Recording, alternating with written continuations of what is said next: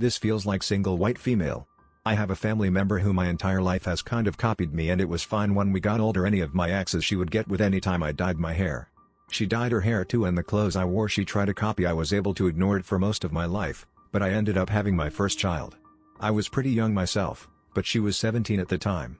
She ended up getting with a man who was around 20 and convinced him to get her pregnant. I don't know full details on that, but I knew when she was trying, and I did advocate against it and tried to tell her it was a bad idea. She didn't listen. Fast forward, she finally has her first. At this point, anything I do she is still trying to copy, from the cars I get to her wanting a house exactly like mine. At the time she was still living with our grandparents, but she eventually got a different place, and the guy she was with talked her into not trying to copy exactly what I was doing. Fast forward a little more. I get pregnant with my second. During that period of time she not only tried to get with the guy I was with, she tried to buy my pee, stole my ultrasound and claimed it as hers. And ended up starting to try for her second as well. Oh wow. Me and my husband decided to move to a house that was a little bigger, and of course she tried to move up to again a house that had the exact floor plan as mine. Almost she needed the exact same amount of rooms and everything. I stopped talking to her. I could not be around her. It was all too weird. Well, I ended up seeing her about a year ago.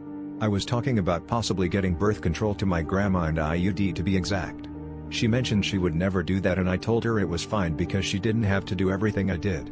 I ended up not getting it, and just recently announced my third pregnancy. After I publicly announced, I got a text from her mad at me because she got the IUD and I ended up not getting it, and she thought that that's what I was going to get. I don't understand how this is my fault, and everything I do she tries to copy to the point to where it's exhausting, and I feel like she's in my shadow and wants my life.